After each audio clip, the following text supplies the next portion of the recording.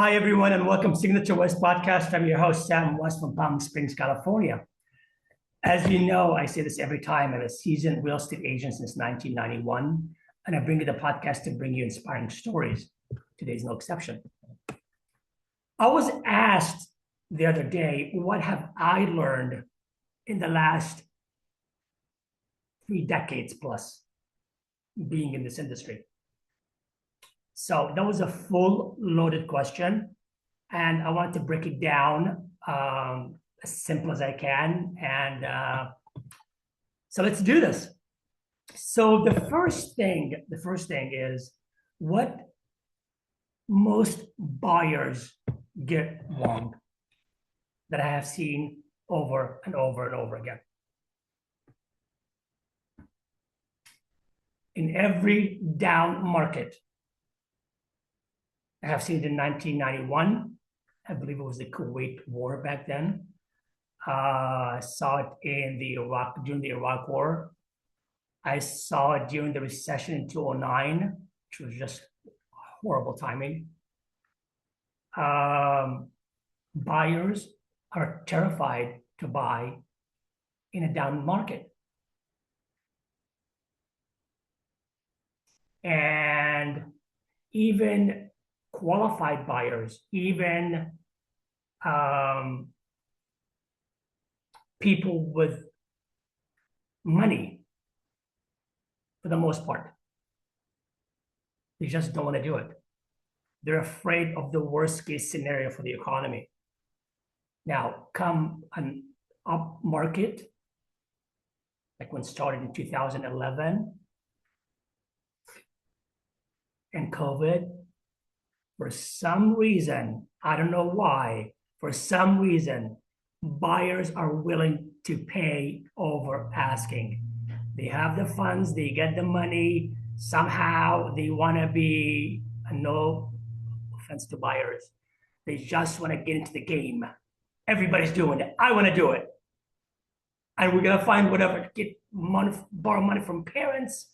We're going to come up with the money. And the ones that have the money, they're going to triple pay. And that creates what I call the hysteria market. Hysteria. The demand is high, supply gets low, and we have this predicament like we witnessed recently during COVID.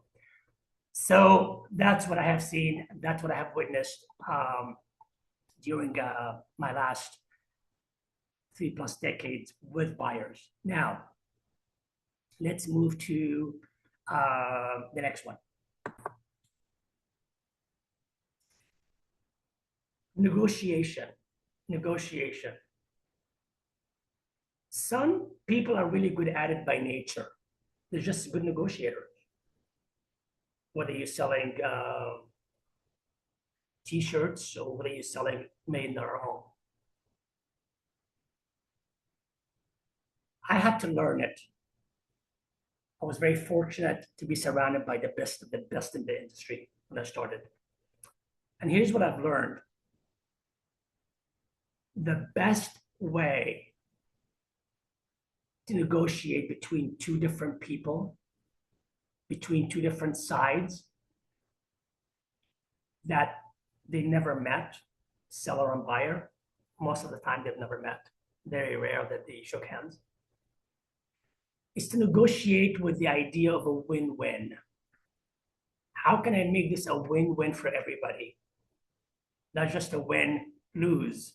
Not that I got the price from my client and seller was unhappy, or vice versa. That doesn't land very well at the end somehow.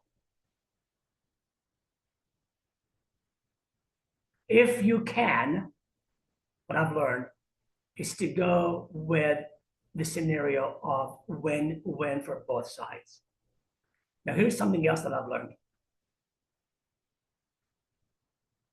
The person from either side that is willing to walk away from the deal first is the one that's in more control. They're not emotionally attached. Therefore, They just walk away and be okay with it. But the ones that want to control and staying in to fight harder and to, call it drama, and they want to like hammer, whether it's the agent or the agent for the buyer or the seller or both, they're not really in control. They're just creating hysteria. So that's something else that I've learned. So let's go to the next one. Hope you enjoyed this. The next one is one of my favorite. Why does experience matter? Everybody says this. I'm experienced. I'm an expert. And is 5 years being an expert? Is 10 years? Is 30 years? Is 40 years? Is 50 years make you an expert? To some degree, yes. But in my opinion, in my humble opinion, to answer the original question, what have I learned about being in the industry for the last 3 decades? In my case, like I said earlier, there were so many ups and downs. 2009 was probably the darkest times. Right now, currently, 2026 and 25 is the strangest times in my 30 plus years. So when you experience things like the down market, recession, strange market like now, and you're still hanging in there, that is experience. And I will challenge, and again, no disrespect to anybody.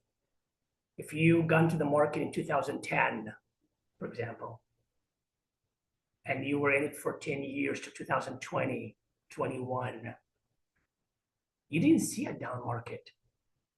You never experienced a down market. All you knew is up, up, up, up, and up.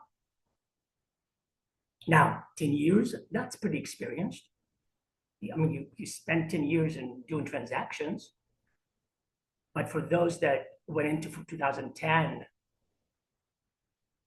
till 2021, 22, you did not experience a recession and how buyers react and how sellers react. You did not experience what we're experiencing now. Well, now you are, which is very strange for them. So that's what I mean by the experience. What happened during that period? What happened? That's what determines experience. Final note. What most sellers do wrong that cost them money. I've seen it over and over and over again, and I've said it gazillion times. It's pricing. It's pricing. It's pricing. And for some reason, I just had somebody ask me that, a seller asked me that the other day. Well, for pricing for A, when they offer us A minus, not necessarily. Not necessarily. Remember, as a seller, you have 3 options. If somebody gives you less than what you want. A, counter back. B, don't counter back. And if you don't like either option, you can just go off the market. So it's not like you're forced to take the offer that came in less than what you want. But pricing incorrectly is the kiss of death.